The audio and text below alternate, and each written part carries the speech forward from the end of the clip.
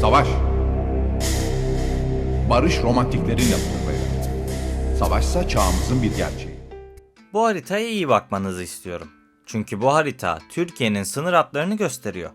Eskiden komşularımız Suriye ve Irak'tı. Ancak öyle bir devirdeyiz ki bu ülkelerin haritaları değişti. Özellikle de bizim sınırımıza yakın yerlerde Kürt yapılanmaları oluştu. Şimdi ise İran sınırının değişme ihtimali dillendiriliyor. İran üçe bölünecek. Bölünmenin en büyük ayağı Azeriler. Kuzey Azerbaycan'da dengeler bizim lehimizde. Güney Azerbaycan'da kaynama noktasında. Maşallah, maşallah. İran içerisinde 35 ila 40 milyon Azerbaycan Türk yaşıyor. Aynı zamanda 10 milyona yakın Kürt de var. Peki Türkiye'nin komşularının sınırları neden sürekli değişiyor? Videoyu beğenmeyi ve 1 milyon yolunda kanala abone olmayı unutmayın. Öyleyse gelin şimdi cevapları ışık tutalım. Tarihi biraz geriye sardığımızda bugünkü sınırların aslında ne kadar yeni olduğunu görebiliyoruz. Osmanlı'nın yıkılışından sonra Birleşik Krallık ve Fransa'nın cetvelle çizdiği Orta Doğu haritaları bölge halklarının değil, sömürgeci çıkarların ürünüydü. Burada anlatmak istediğim çok basit. Bir bölgeyi ya dağlar, ya nehirler ya da dereler doğal bir sınır olarak ikiye böler. Ancak Türkiye ve Fransız kontrolündeki Suriye sınırı bunlardan oldukça farklıydı. Çünkü Osmanlı'nın inşa etmiş olduğu Hicaz tren hattı iki devlet arasında kısmi bir sınır görevi görüyordu. Evet, haritaya biraz daha yakından bakalım. İstanbul'dan başlayan bu tren hattı Mekke ve Medine'ye gidiyor. Ancak Halep'te bulunan bir kolla Bağdat'a kadar uzanıyor. İşte bu rotayı takip edecek olursanız haritaların neredeyse bu tren rotasına göre belirlendiğini görebilirsiniz. Aslında bu güzergaha göre Halep'in de Türkiye toprağı olması gerekiyordu.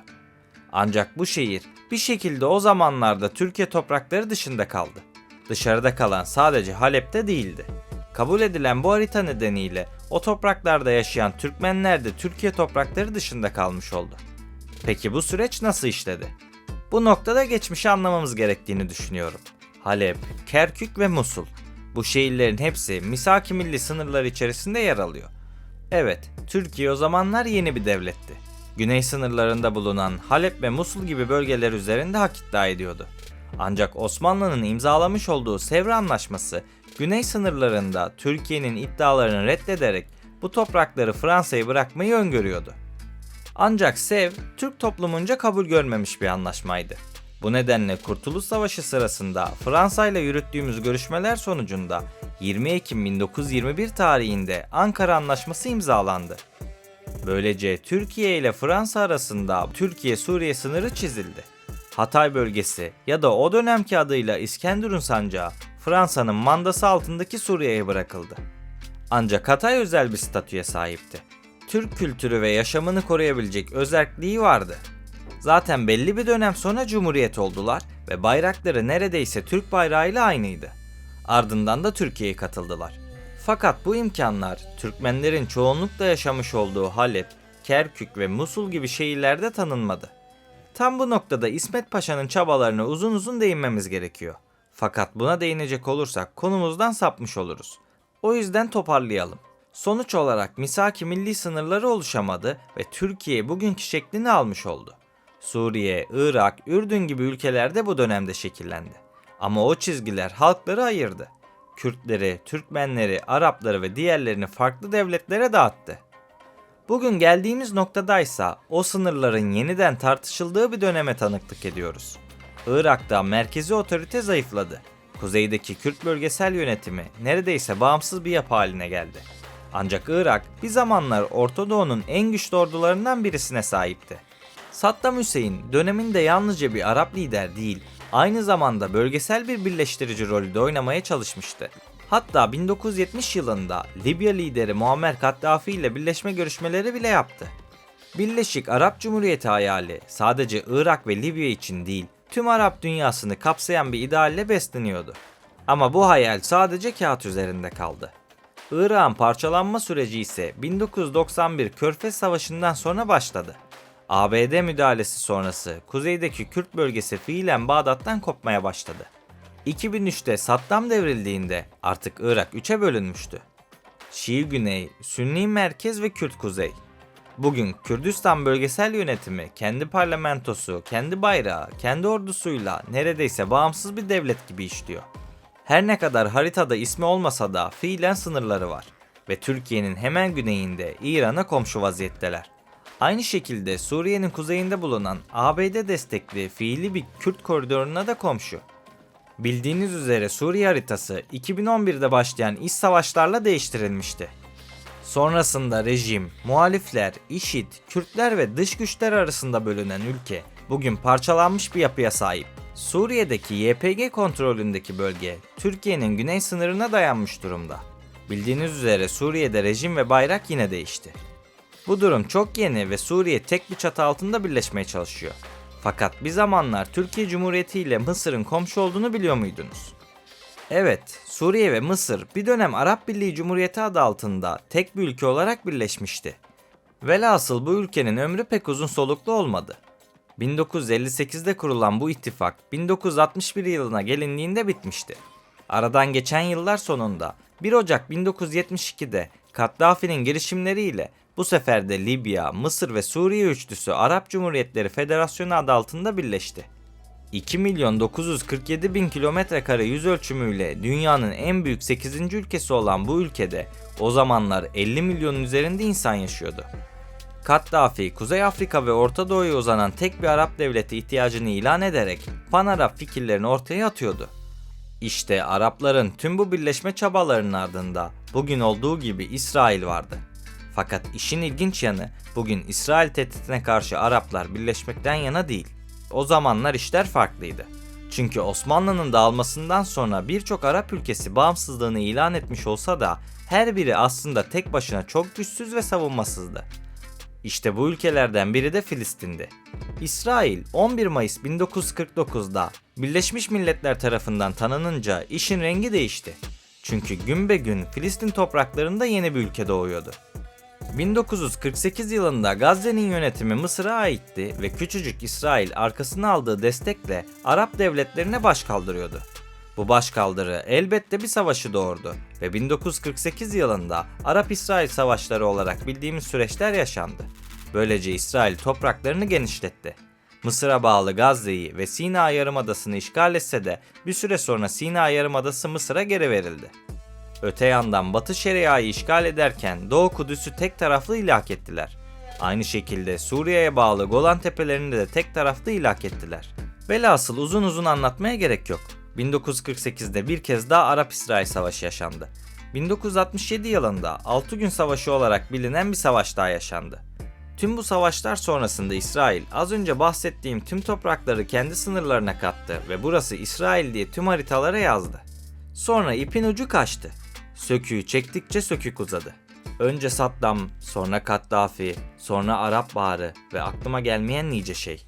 İsrail'e tehdit olarak görünen her şeyin sonu getirildi. Bu plan hala da devam ediyor. Kimilerine göre sıra İran'da. Çünkü şu an en büyük tehditlerden birisi o. Sonra belki de biz. Bazı İsrailli gazeteciler İran-İsrail savaşını yarı final olarak yorumluyor. Finalde de Türkiye ile oynayacaklarmış.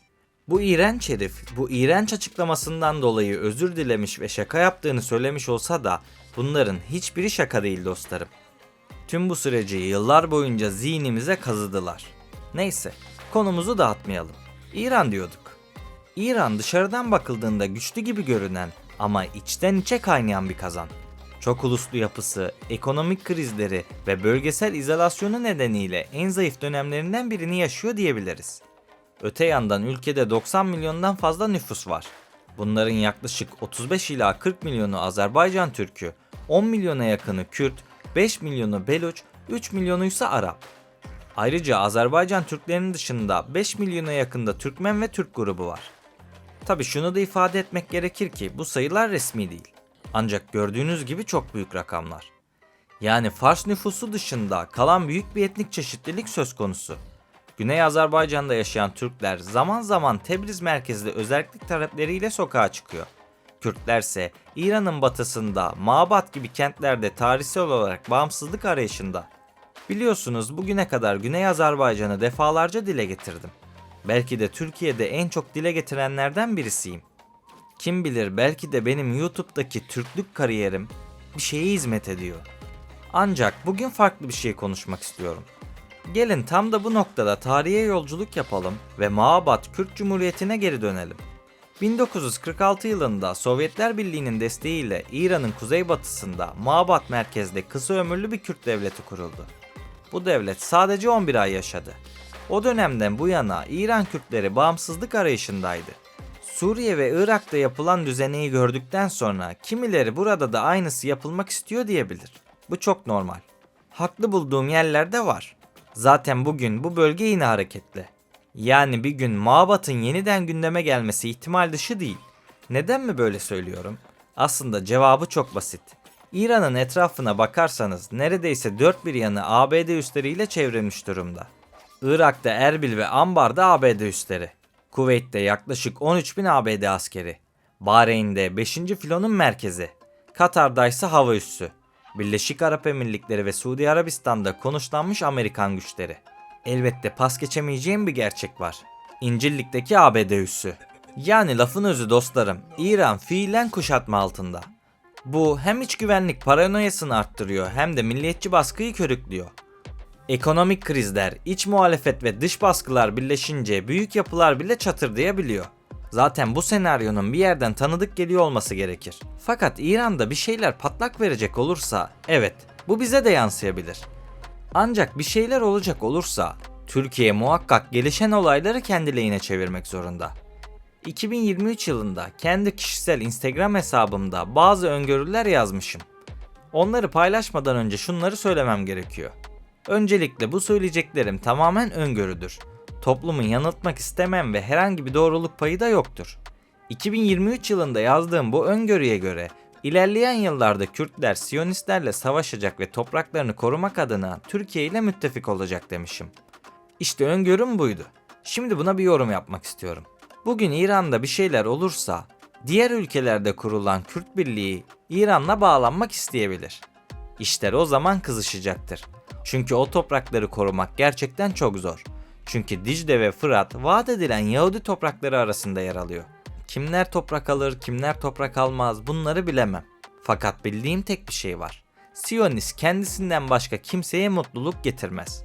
Bu topraklarda herhangi bir yeni rejim kurulursa bu kurulan rejim Türkiye ile birleşmek isteyebilir.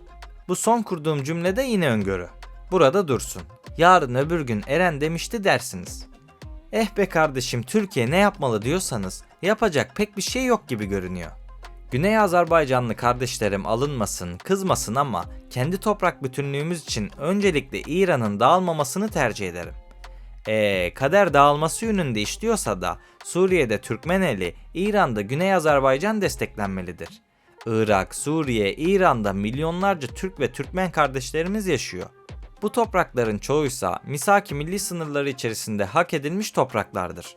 Ancak doğruyu söylemek gerekirse ben savaş değil barıştan yanayım. Her şeyden önce Rabbim bu topraklara huzur getirsin. Rabbim milletimizi ve ülkemizi korusun. Ancak karanlık kapımıza dayanıyorsa da Rabbim bizleri muzaffer eylesin.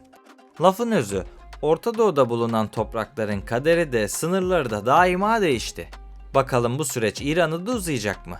Bunu elbette bekleyip göreceğiz. Yeni haritalar çizilirken biz izlemekle yetinemeyiz. Okuyacağız, anlayacağız ve sorgulayacağız. Bize bu toprakları bahşeden, bizim için bu toprakları koruyan tüm atalarımıza, askerlerimize, komutanlarımıza, analarımıza, bu vatan için kan akıtan herkese Allah'tan rahmet diliyorum. Allah'tan dileğim böyle bir şeyin yeniden yaşanmaması yönünde. Peki siz bu konu hakkında ne düşünüyorsunuz?